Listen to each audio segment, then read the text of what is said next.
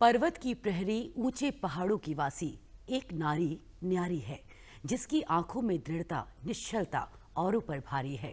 कुपोषण की काली छाया जहां डोलती, क्षय रोग की पीड़ा जहां हर सांस घुलती, वहां वो अडिग खड़ी है, एक उम्मीद की किरण बनके हर बच्चे की थाली में पोषण का अर्पण करके। सूखती कायाओं को देती जीवन का बल है, दवा और दुलार से हर गांव को देती संबल है। पहाड़ की चुप्पी में गूंजती है उसकी पुकार, नारी को जगाती मिटाती हर अंधकार। शिक्षित हो स्वावलंबी हो ये है उसका सपना, अपनी शक्ति पहचानी तोड़ के हर बंधन अपना। नहीं भय उसे तूफानों का, ना ही लगती हिमखंड की ठंड, उसके इरादे अनंत जिनका नहीं कोई अंत कोई खंड। वो ममता की मूरत है, वो माँ शक्ति का अवतार है, पहाड़ की नारी है करती सबका उद्धार है। उसके हाथों में मशाल है, ज्ञान की रोशनी है, बदल रही है वो हर बेबस हर कमजोर का जीवन है। कुपोषण मिटाती क्षय रोग भगाती है, जो कल पहाड़ की बेटी थी अब सशक्त नारी बन बहन हेमलता कहलाती है। नमस्कार दर्शकों, दूरदर्शन की खास प्रस्तुति महिला शक्ति में आप सभी का हृदय से स्वागत और अभिनंदन। मैं आपके साथ हिना जोशी। दर्शकों, हमारे महिला शक्ति कार्यक्रम का मकसद होता है महिलाओं को सशक्त करना, और कुछ खास मेहमानों को हम अपने कार्यक्रम में आमंत्रित करते हैं जिनके जीवन से आप प्रेरणा ले सके और अपने सपनों के पंखों में उड़ान भर सके। तो हमारे महिला शक्ति कार्यक्रम की आज की खास मेहमान समाज सेवी बहन हेमलता हमारे साथ कार्यक्रम में मौजूद हैं। हेमलता जी, आपका कार्यक्रम में बहुत बहुत स्वागत और अभिनंदन। धन्यवाद। दर्शकों, कार्यक्रम को शुरू करते हैं बहन हेमलता से। उनके जीवन वृतांत पर नजर डालते हैं, उनसे चर्चा करते हैं उनकी जीवन की जर्नी के बारे में। लेकिन उससे पहले चंद शब्दों में मैं बहन हेमलता को आप सभी के सम्मुख प्रस्तुत करना चाहूंगी। आपका बचपन पारिवारिक और सामाजिक कष्टों के साए में बीता। समाज में व्याप्त अन्याय और नैतिक पतन की कठोर वास्तविकताओं से अवगत होने पर आप बहुत परेशान हो गई कि समाज में नैतिकता और चरित्र के ताने बाने में कितना दोगलापन व्याप्त है। आपके मन में ये परस्पर विरोधी विचार घूमते रहे। बचपन और यौवन के कष्टों और कठिनाइयों से शुरुआत में डरी हुई हेमलता ने हिम्मत नहीं हारी। आपके अंदर कौतूहल की लौ ने आपके संकल्प को कम करने के बजाय उसे और मजबूत किया है। आज आप उत्तराखंड के सामाजिक गलियारों में हेमलता बहन के नाम से पहचान अपनी बना चुकी हैं। उत्तराखंड में आप किसी परिचय की मोहताज नहीं हैं। जीवन में कठिन दिनों से लगातार जूझने के बाद आप हिम्मत जुटाकर और स्वेच्छा से 1989 में टिहरी जिले के अंजनी सैंड में श्री भुवनेश्वरी महिला आश्रम में आई, और वहां से शुरू हुई आपकी अपनी सपनों की यात्रा, भावों की यात्रा। आपने आश्रम के साथ जुड़कर समाज सेवा और महिला सशक्तिकरण के क्षेत्र में अनेकों कार्य किए जो आज भी लगातार जारी हैं। एडवांसमेंट ऑफ सोसाइटी ऑर्गेनाइजेशन यानी आस के साथ आप जुड़ी हैं और अनेकों समाज हित के कार्य करती आ रही हैं, जिनमें विशेष रूप से क्षय रोग से लड़ रही महिलाओं और पुरुषों और बच्चों को पोषाहार वितरण, उनके मानसिक और सामाजिक रूप से उन्हें स्वावलंबी बनाना आदि मौजूद है। आस जो कि आशा की किरण का प्रतीक है। आपने टीबी उन्मूलन के पहले बैच में टीबी से पीड़ित और रिकवर हुई 6 लड़कियों को एज ए वॉलंटियर नामांकित किया। आपके प्रयासों और सेवा भाव के चलते आपको अनेकों सम्मान और पुरस्कार मिले, जिनमें प्रमुख रूप से समाज सेवा के क्षेत्र में उत्कृष्ट कार्य के लिए मंदाकिनी सम्मान आपको मिला। मानंदा शक्ति सम्मान से आपको अलंकृत किया गया। क्षय रोग से पीड़ित बेटियों के लिए आप लगातार कार्य कर रही हैं, और बताते चले कि महिला मंगल दल की अध्यक्षा भी आप एक समय में रही हैं, जिस रूप में आपने अनेक मंचों पर अपनी प्रतिभा दिखाई, जिसमें 3 बार चल वैजयंती ट्रॉफी जीतना भी शामिल है। शराब विरोधी और किसान आंदोलन का नेतृत्व भी आपने किया है। विश्व टीबी दिवस पर 2006 में जिला राज्य क्षय निवारण समिति एवं उत्तराखंड एवं स्वास्थ्य महानिदेशालय द्वारा आपको सामाजिक कार्यकर्ता सम्मान दिया गया।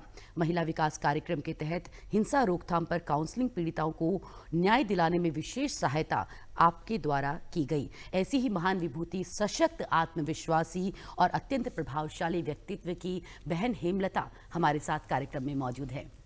बहन हेमलता, आपकी जितनी तारीफ करी जाए, आपकी उपलब्धियों को जितना बताया जाए उतना कम पड़ जाए, लेकिन हम आपसे जानना चाहेंगे कि आपका आरंभिक जीवन कैसे शुरू हुआ, कैसे ये सफर की शुरुआत हुई। मैं रुद्रप्रयाग जिले के रांसी गांव की हूँ, तो लिहाजा बहुत पहाड़ी क्षेत्र है, तो पहाड़ की जो दुर्गम परिस्थितियां हैं वो हम सब के लिए बराबर होती हैं। और वहाँ फिर उस टाइम पर लड़कियां, छोटी लड़कियां पढ़ने के लिए 8वीं के लिए भी मुझे बहुत मेहनत करनी पड़ी थी। ये कि मुझे आगे 8वीं पास करवाएं करके। और हमारे यहाँ क्या होता था कि बहुत छोटी उम्र में शादी हो जाती थी। अच्छा। तो ये भी एक बड़ी एक विडंबना और समस्या रही उस वक्त कि ये ज़्यादा ज़रूरी हो गया।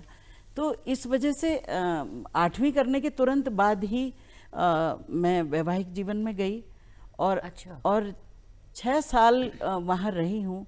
तो वो 6 साल मेरे रंगरूट मैं उसको मानती हूँ अपना। अच्छा। कि जो भी संघर्ष मैंने देखे एक बहू के रूप में, वो बहुत मैं समझती हूँ उस समय कष्टकारी रहे।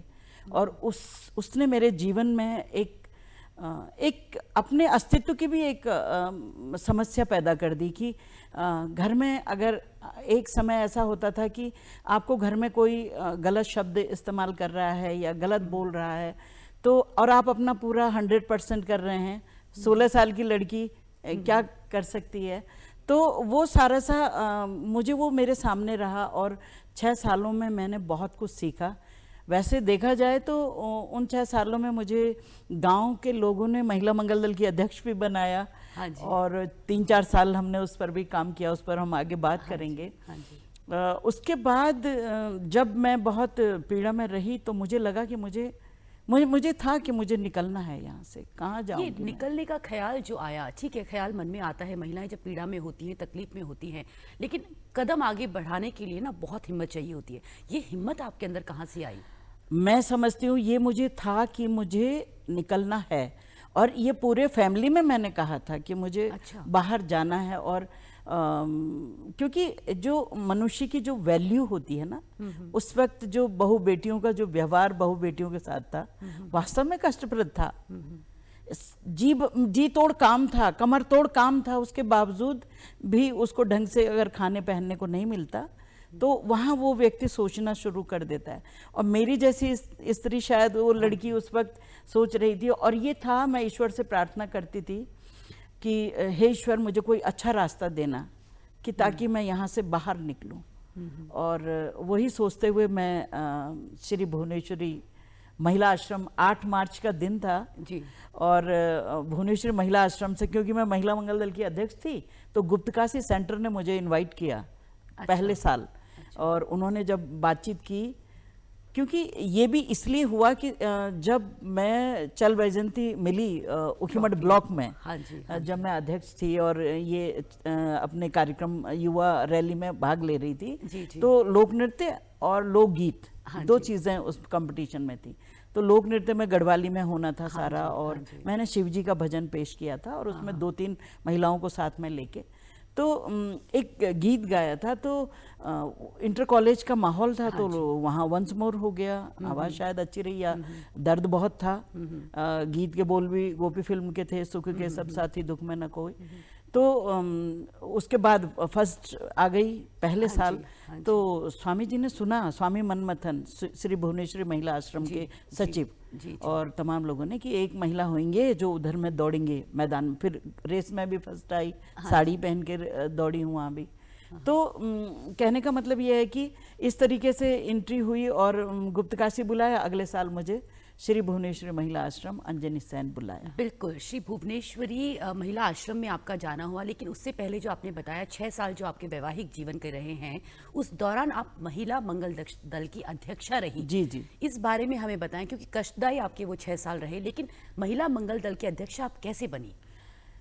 ये तो मुझे भी विश्वास नहीं हो रहा था, क्योंकि घर में माहौल उतना अच्छा नहीं था। सॉरी हेमलता जी, मैं इंटरप्ट करना चाहूंगी। ये 80s की बात है शायद, जी जी जी जी, है ना? जी, 1980 जी, की बात है। 82, उस दौरान 83 महिला मंगल दल की अध्यक्षा बनना, और आपकी उम्र भी बहुत कम थी उस वक्त। मैं हमेशा याद करती हूँ पूर्व प्रधानमंत्री राजीव गांधी जी को। हाँ जी। क्योंकि महिला मंगल दल का गठन जो है उस वक्त ही शुरू हुआ, गांव-गांव में महिला मंगल दल। क्योंकि ये बात आई कि महिलाओं को पंचायत जो घरेलू चूल्हा चौका है उससे निकल के समाज की भागीदारी में भी जोड़ा जाए, उनके अंदर जो हुनर है वो भी उसको भी उपयोग किया जाए समाज के हित में। तो यही पहले आपको अगर ध्यान होगा उस वक्त 2 महिला हुआ करती थी पंचायत में सदस्य, सिर्फ, वो भी नाम मात्र की, उनके पति आते थे, वो कुछ भी नहीं करती थी। वो होता। इसी प्रकार से जब महिला मंगल दल की बात आई तो बहुत सारी स्त्रियों की बात आई, तो ग्रुप को जब संगठन हुआ हमारे गांव में भी, तो मेरे लिए उन्होंने, सबने चुना, मैं थी भी नहीं, और कहा कि वो उनको बनाएंगे, उस बुआरी को बनाएंगे। ये काबिलियत आपके अंदर शुरू से थी? और वो इसलिए थी कि शायद मैं बहुत अच्छा बोलती थी, ये, और निर्भीक थी थोड़ा सा। इस तरह घर के अंदर तो बहुत डरती थी, पर बाहर जंगल में उसमें खूब अच्छा बोलना, गाने का बहुत शौक था, एक्टिंग का बहुत शौक था। जो हुनर होता है वो कहीं दबता नहीं है ना, कहीं ना कहीं तो निकल के आता है। महिला मंगल दल की अध्यक्षा रहने के दौरान आपने कई महिलाओं को आत्मनिर्भर बनाया, स्वावलंबी बनाया, जी, जो आज इस दिशा में काफी अच्छे प्रयास हो रहे हैं, लेकिन आपने उस समय में भी महिलाओं को काफी आत्मनिर्भर बनाया। इस विषय पर हमें बताएं, और क्या क्या नए अनुभव आपके उस वक्त रहे आपके सामने? आज जिन लखपति दीदियों को आप देख रही हैं ना, पर्वतीय क्षेत्रों में सबसे ज्यादा देखिएगा, ये 80s की बात है कि 2 रुपए करके हम जमा करते थे स्त्रियों को संगठित करना। और इसमें जब जो महिला उस जमाने में भी इतनी, मतलब जब आर्थिक रूप से जो पैसे की तंगी होती थी, मनी ऑर्डर हमारी इकोनॉमी होती थी, मनी ऑर्डर से बाहर जो हमारा बंदा है तो पैसा आता था, तो घर में चीजें आती थी। तो ऐसे में जब 2 रुपए भी महिला जमा नहीं कर पाती थी, एक उदाहरण दे रही हूँ कि आज भी हमें वो सीख देता है। तो घास के जो हमारे यहाँ वो पूरे बनाते हैं ना, गट्ठर जिसे कहते हैं, गट्ठर पूरा होता है, उसके साथ पूरी होती है अलग अलग, 8-10 का एक गट्ठर होता है। तो वो महिलाओं को हमने कहा ठीक है आप पैसे नहीं दे सकते ना, तो आप घास दीजिए। तो उनका जो दिया हुआ घास होता था उसका पूरा पुरेला बनाते थे हम। वो घास एक जगह रखा, ऑफ सीजन में जब घास नहीं होता था उस वक्त उसको बेचते थे, तो जो उसका सदस्यता का पैसा होता था ना, उससे दुगना पैसा उसमें आ जाता था महिला मंगल दल में। तो उस महिला को या किसी को भी हम सपोर्ट, या बच्चे को भी सपोर्ट कर देते थे। दूसरा शराब का बहुत था, गांव में शराब का था। ये भी एक बड़ा सुंदर प्रसंग था कि हम शराब छापा मारने जा रही थी महिलाएं उस गांव में और आगे भी। तो बच्चों ने बोला आप आगे आ गए। हमने बोला क्यों, क्या हुआ? कहता वहां पर शराब है। हमने कहा वहां कहाँ शराब है? एक दीवार सी थी तो हमें लगा नहीं, घर के बगल में। उसने कहा इसको देखो देखो, ऐसा इशारा किया। हम गए वहाँ पर, मैंने यूं ठकठकाया तो आवाज़ आ रही थी, तो हमने एक कुटली से मारा, खोला तो वहाँ 8-10 कनस्तर भरे हुए थे। तो हमने फिर वो उठाया। हमने उस बच्चे को नाम नहीं लिया, गांव में किसी को नहीं बताया, 2-3 लोगों के अलावा। ये इतनी समझदारी उस वक्त पूरी टीम वर्क था। गांव के बच्चे, युवा, सब लोग चलते थे। शराब आंदोलन का भी मैं बताऊं, जंगलों की देखभाल, जंगलों में वृक्षारोपण कब होना है, कौन सी संस्थान है जो हमें मदद करेगा, और किस तरह के पेड़ हम लगाएंगे, क्या हमारे आसपास, खेतों के आसपास भी कुछ पेड़ लगाने हैं, फलदार पौधे। ये भी एक उस समय था। सोचिए कितना अच्छी सोच थी। इसी के साथ साथ मैं उस वक्त, मुझे कृषक चर्चा मंडल, आज तो आप सुनेंगी भी नहीं, कृषक चर्चा मंडल का अध्यक्ष बनाया गया। और वो गोपेश्वर में सेंटर हुआ करता था। उसमें क्या होता था कि जो नई तरीके से, जैसे मान लीजिए लाइनिंग में बीज बोना है, तो चाहे गेहूं जो भी फसल है, उस फसल को वो बीज हमें उपलब्ध कराते थे, और 15 से 20 स्त्रियों के ग्रुप को वो अलग अलग देते थे।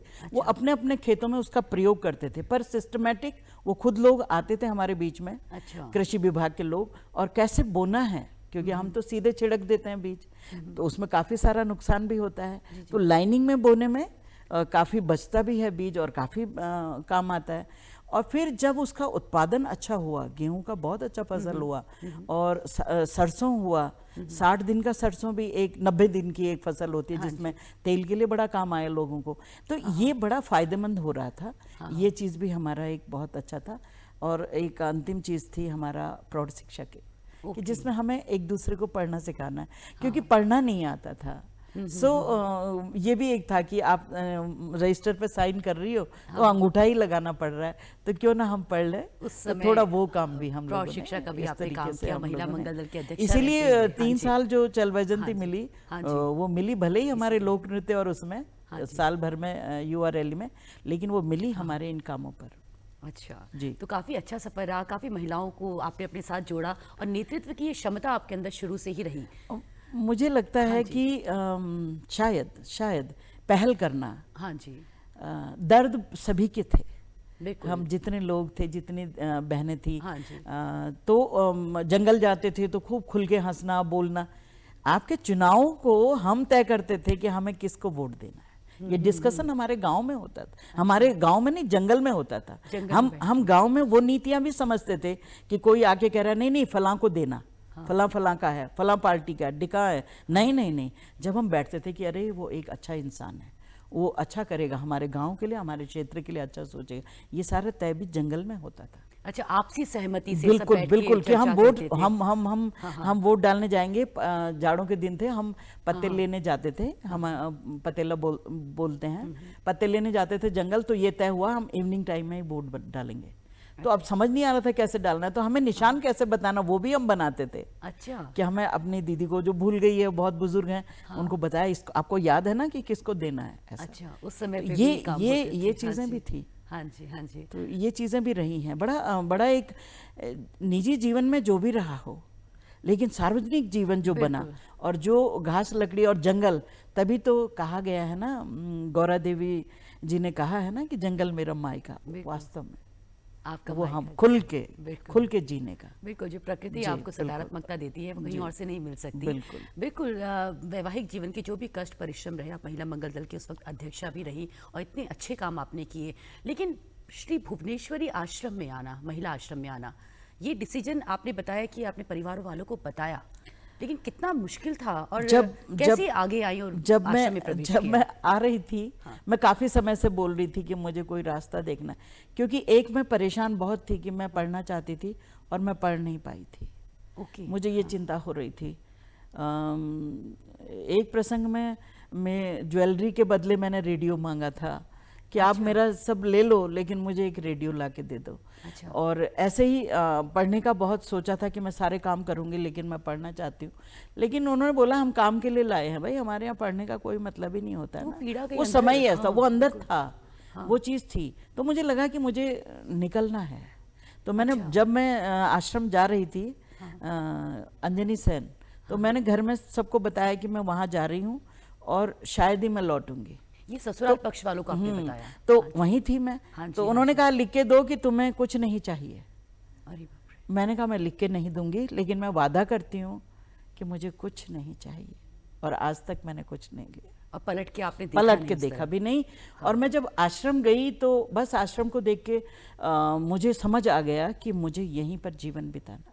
कैसा वहाँ पे दिनचर्या आश्रम में कैसी रहती थी? और हमने सुना है कि आपकी जीवन की जो नई दिशा आपके आश्रम में आने के बाद तय हुई, उस जर्नी के बारे में हमें बताएं। श्री भुवनेश्वरी महिला आश्रम जी। और हमारा जीवन। हाँ। मुझे बहुत अच्छे से याद है कि 90 के आसपास वहाँ पर 500 लोग काम कर रहे थे। श्री भुवनेश्वरी महिला आश्रम, अंजनी सेन, टिहरी गढ़वाल। 100 के करीब बच्चे और महिलाएं थीं जो अलग अलग विपदाओं से निकल के अलग अलग जिलों से आई होंगी वहाँ पर, और जो वहाँ पर जीवन यापन कर रही थी। तो खाली जीवन यापन नहीं कर रही थी वो, किसी की उससे जिंदा नहीं थी दया से। वहाँ एक शेड्यूल था, उसका मैं बताती हूँ। सुबह घंटी लगती थी और सुबह 5 बजे हमने बिस्तर छोड़ना, जाड़ा हो गर्मी हो। फिर उसके बाद हमने अपना रोजमर्रा का अपना दैनिक क्रिया किया। उसके बाद प्रार्थना होनी है। प्रार्थना में सब लोग इकट्ठे होंगे। फिर प्रार्थना के बाद हमें चाय मिलती थी और उसके बाद हम श्रमदान में जाते थे। श्रमदान हमारा जो वहाँ खेती बाड़ी थी, आज भी मैंने उसको जिंदा रखा हुआ है। जो खेती बाड़ी थी, तो जो सीजन चल रहा होगा, यदि गुड़ाई का है तो गुड़ाई करेंगे, जिसकी ड्यूटी घास काटने की है घास काटेगा। आप किसी परिवार से आई हैं, आप मान लीजिए नहीं जानती उस जीवन के बारे में, लेकिन आपको करना होगा सबके साथ। गाय को घास देना है आपने, किसी की ड्यूटी लग गई है दूध निकालने की, किसी की ड्यूटी लग गई है कि वो सब्जियां तोड़ेगा, किसी की ड्यूटी लग गई सब्जी में निराई करेगा, कोई सब्जी बोने का काम कर रहा है, कोई पौध लगाने का काम कर रहा है। ये सारे सिस्टमेटिक काम होते थे। मतलब मेहनत के जरिए ही आपको बिल्कुल वो एक कितनी बड़ी सोच। साउथ के थे स्वामी मनमथन जो थे, उनकी सोच ये थी। तो ये हमारा काम था 10 बजे तक। अच्छा, सुबह के सुबह 10 के बजे 10 की बजे तक बात ड्यूटी बता था। रही हूँ हाँ मैं। जी। उसके बाद मैं महिला विकास में हूँ, तो मुझे फील्ड जाना है, मेरा फील्ड का ही था, क्योंकि मैं फील्ड में ही ज़्यादा इंटरेस्ट मेरा रहा है। तो फील्ड में मुझे वहाँ पर आंगनवाड़ी देखनी है, टीका लग रहा है, बच्चों को नहीं लग रहा, क्योंकि अवेयरनेस के लिए भी लोगों को काम करना है, साफ सफाई, स्वच्छता, सैनिटेशन, हाइजीन, ये सारा भी देखना है। और इसके साथ साथ अगर वहाँ आंगनवाड़ी चल रही है तो आंगनवाड़ी में भी समय देना है, उसको देखना है। इसके अलावा कहीं पे प्रसूति गृह उस जमाने में बनने शुरू हुए थे सार्वजनिक तौर से, वो भी देखना है। पशुओं के लिए नांद बन रही थी कि कैसे बनाया जाता है। मैं समझती हूँ मेरी ना पूरी ट्रेनिंग, मैं कहूँ A to Z, वो श्री भुवनेश्वरी महिला आश्रम में हुई। एक और मैं बात यहाँ पर बताना चाहूँगी आश्रम की बात करते हुए, वहाँ ऐसा नहीं था कि आपको ऐसा बोला कि जाइए ये करिए। 1 महीने मुझे फील्ड में ही देखा गया कि मेरी भी फीडबैक आई होगी कि मैं क्या कर रही हूँ, कैसे कर रही हूँ, क्या मेरा इंटरेस्ट है। तो कुछ लोगों का था कि मैं आंगनवाड़ी देखूं, कुछ लोगों का ये कहना था कि मैं महिला मंगल दल में रही हूँ तो मुझे महिला विकास देखना चाहिए। अंततः महिला विकास से मुझे मिला, और वहाँ से मेरी जो वास्तविक यात्रा वहाँ से शुरू हुई। अनुभव मेरे पास पूरा था, निजी उसका, सार्वजनिक, महिला मंगल दल और तमाम गांव का, और वो वहां पर मेरे लिए बड़ा काम कर रहा था, आपको एक सही महिलाओं दिशा को वहाँ से आपको मिली। संगठित होने में। तो ये इस तरह का था। फिर शाम को जब आप लौट के आते हैं, खाना हमें 10 बजे खाना होता है, उसके बाद शाम को मिलेगा। अगर हम जल्दी आ जाएंगे आश्रम में, चाय मिल जाती है। अगर श्रम कहीं कुछ काम चल रहा हो बिल्डिंग का, तो वहाँ श्रमदान भी कर सकते हैं, वहाँ फिर हलवा भी मिलता था, सभी तरह की चीज़ें। यानी आप मेहनत करिए और आप जो है जीवन यापन करिए पूरी ताकत के साथ। कोई लड़की पढ़ना चाहती है, उसको पढ़ाते भी थे। काफ़ी सारे बच्चे, लड़कियां, लड़के पढ़ाई कर रहे थे उस टाइम पर। तो ये इतना खूबसूरत था। संडे के दिन आपकी पसंद का खाना बनेगा, और दिन तो शेड्यूल वाइज बनता है। और संडे के दिन आपको जो है कढ़ी चावल बनाना है, उड़द चावल बनाना है, या कुछ और बनाना है, पनीर बनाना है, तो संडे को भी हम लोग लकड़ियां लेने जंगल जाते थे, सारी महिलाएं। मतलब कहा जाए तो ये जो महिला आश्रम, जो भुवनेश्वरी, श्री भुवनेश्वरी महिला आश्रम में आप रही जी, वहाँ पे महिलाओं को निखारा भी जाता था, है ना? बिल्कुल। जो आपकी क्वालिटीज हैं उसको देखते हुए आपसे श्रम कराया जाता था। बिल्कुल, बिल्कुल। और आप अपना अर्जन भी करते थे, भी आप। जी जी बिल्कुल। उस वक्त हमें 500 रुपये मिलता था। 500 रुपये 500 रुपये मिलता था उस वक्त। और मुझे जो पहली 500 रुपये मिला था, तो मैं रेडियो ही खरीदा था मैंने। अच्छा जी, पहली अपनी कमाई में मैंने रेडियो खरीदा था। मैंने सोचिए, खाना वहीं मिल रहा था, 2 जोड़ी कपड़े भी हमारे पास थे ही, तो बाकी काम वहाँ हम कर रहे थे, पर रेडियो नहीं था। हाँ, लेकिन रेडियो आपका सही मायने में दोस्त रहा है। इस पे हम चर्चा करेंगे। हेमलता जी, कभी ऐसा हुआ कि आश्रम में आप रही थी कि आप आई, आप वहाँ के माहौल में घुल गई, आप कार्य करने लगी, सब कुछ है, कभी ऐसा लगा अकेलापन, या कभी कोई ऐसा क्षण आया हो जहाँ परिवार की याद आई हो, ऐसा लगा हो कि कोई होता मेरे पीछे भी तो शायद? मैं समझती हूँ या तो मैं इतनी निष्ठुर हो गई हूँ, और मेरे को कभी भी ऐसा नहीं लगा। क्यों? उसका भी रीजन बताती हूँ। कभी हम अकेले रहे नहीं वहाँ, इतना बड़ा ग्रुप था, और दुनिया में कितना गम है, मेरा गम कितना कम है।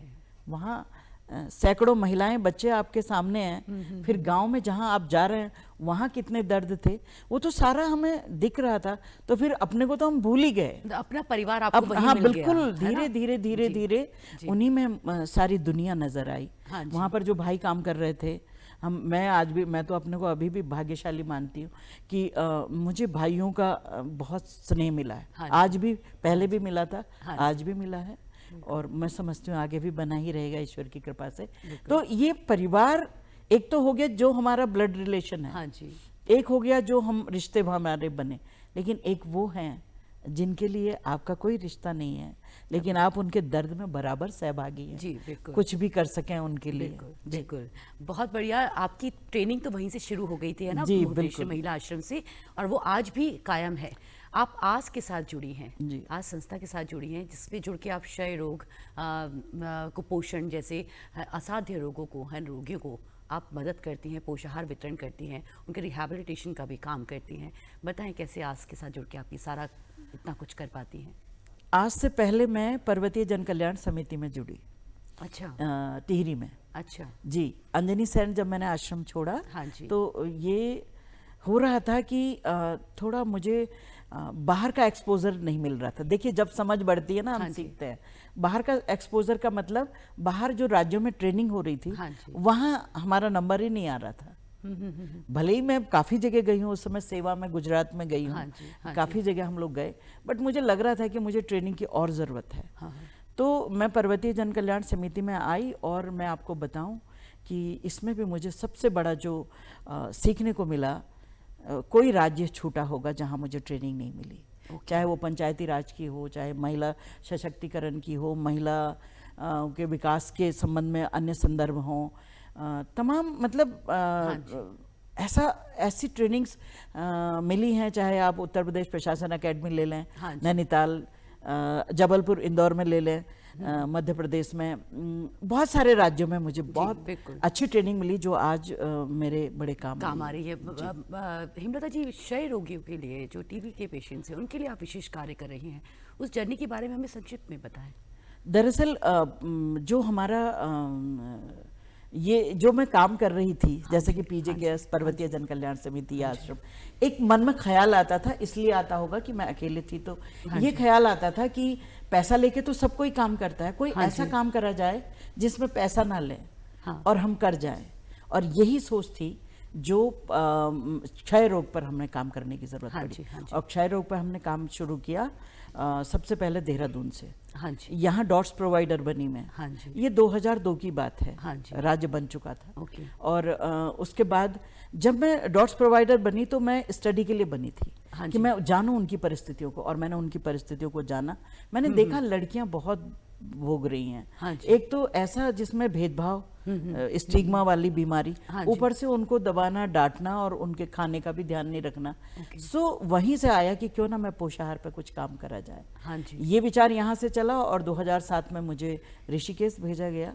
तो ऋषिकेश में एक छोटा सा घर भी बनाया वहाँ पर। तो फिर मुझे लगा कि नहीं, मुझे अपनी यात्रा जारी रखनी है, और डॉट्स प्रोवाइडर में वहाँ भी काम करती रही। 2013 में पोषाहार का काम शुरू किया मैंने, और 6 लड़कियों को बैठाकर उनको लगातार, जब दवाई शुरू हो रही है तब से और दवाई समाप्त होगी तब तक आप 6 महीने तक हमने उनको पोषाहार देना है। वो पूरा एक डाइट चार्ट बना हुआ था, उसमें क्या क्या मुझे देना है वो सारा सामान। बिल्कुल हेमलता जी, रुकना चाहूँगी, समय की कमी है, हमें बताएं कि जो ये टीबी के जो रोगी हैं और भी बीमारियों से जो जूझते हैं, उनको भी आप वॉलंटियर्स की तरह यूज़ करती हैं। टीबी चैंपियंस, जी, टीबी चैंपियन, हम इस पर बात करें। जो मैं बता रही थी कि ये लगातार 2013 से हम पोषाहार का काम कर रहे थे, और उसके बाद देखेंगे आप अभी 2016-17 में 17 में तो ये हमारे उत्तराखंड सरकार, भारत सरकार ने भी इस प्रोग्राम को लिया, पोषाहार का, न्यूट्रिशन बांटने का। तो हमने ये किया कि जो टीबी पेशेंट लड़कियां थी, लड़के थे, उनको स्वस्थ बनाकर, उनको मानसिक रूप से, शारीरिक रूप से और उनको आध्यात्मिक रूप से भी हमने कोशिश किया है। और उनको फिर हमने वॉलंटियर बनाया कि किसी ने आपको 6 महीने हाथ दिया, आप किसी को 6 महीने हाथ दें। ऐसा ही करके हमारी गाड़ी चल रही है। कोई फंडिंग हमारे यहाँ नहीं चलती है। जी, बहुत खूब। हेमलता जी, समय अब खत्म होने को है। जाते जाते आपसे एक लास्ट प्रश्न पूछना चाहेंगे, आखिरी प्रश्न पूछना चाहेंगे। महिलाओं के लिए भी हेल्पलाइन के जरिए उत्तराखंड पुलिस के साथ जुड़ के आपने उनको न्याय दिलाने के लिए, उनको काउंसलिंग करने भी आपने करी, उनको न्याय दिलाया। किस तरह से महिलाएं अपनी आवाज़ को बुलंद करें और अपने दर्द को छुपाए नहीं, आगे बढ़कर आएं, इस पर हमें कुछ पता। मुझे मैं सच में भाग्यशाली हूँ कि मुझे तमाम संदर्भों में मुझे समय मिला। यहाँ पर उस समय कंचन चौधरी भट्टाचार्य थी, तो मुझे वहाँ हेल्पलाइन में काउंसलर के बारे में मुझे बोला गया। ये भी हम बिना पैसे के कर रहे थे, और मुझे लगा कि ये एक ऐसा मौका है जब कमला, निर्मला, बिमला जो भी आएगी बोलेगी हेमलता दीदी बैठी है, तो मैं चली जाऊँ, अपनी बात कह दूँ। ये वो वक्त था जब दूसरे राज्यों में हेल्पलाइन शुरू हो गई थी, हमारे यहाँ नहीं थी। तो इसी में हमें बहुत सारी ऐसी लड़कियों के जीवन में भी सुधार करने का अवसर मिला, जहाँ हमने उनको वहाँ से निकाल के और शादियाँ भी की हैं, जो आज मेरे नाती पोते पूरे हो रखे हैं। इतना ज़्यादा माहौल रहा है हमारा। और ये मतलब ये मैं एक ब्लेसिंग मानती हूँ, परमात्मा की कृपा मानती हूँ। ऐसा अवसर मिलता नहीं और ऐसी सोच बनती नहीं, वो बन गई ईश्वर की कृपा है, सब लोगों का स्नेह है। बिल्कुल हेमलता जी, जैसा आपने बताया था, एक हम रेडियो को बड़ा स्पेशल हम आपके जीवन में मानते हैं कि आपने पढ़ाई अपनी आगे पढ़ने की इच्छा थी, नहीं कर पाई, तो रेडियो को आपने अपना शिक्षक और अपना दोस्त चुना और रेडियो ने बड़ा इम्पैक्ट आपके जीवन जी में डाला। मेरे जीवन में मैं सच बताऊं कि गीतों से लेकर एक टाइम था आश्रम में भी जब हम अंताक्षरी करते थे तो कोई हरा नहीं सकता था, इतना शौकीन, क्योंकि रोज ही सुनते, रात को मेरा यही था, दिन में काम किया, मनोरंजन ही यही था। और रेडियो मेरा बहुत अच्छा दोस्त है, ट्रेनर है, मास्टर है।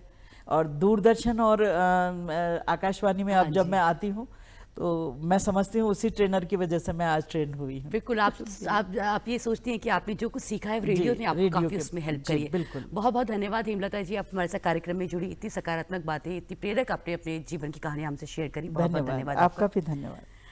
हमें उम्मीद है दर्शकों आपको हमारा आज का कार्यक्रम अच्छा लगा होगा और हेमलता जी की जो जर्नी पर हमने जो चर्चा करी, उनसे प्रेरक और रोचक बातें जानी, उनसे आपको ज़रूर प्रेरणा मिली होगी। इन्हीं शब्दों के साथ आपसे इजाज़त चाहते हैं।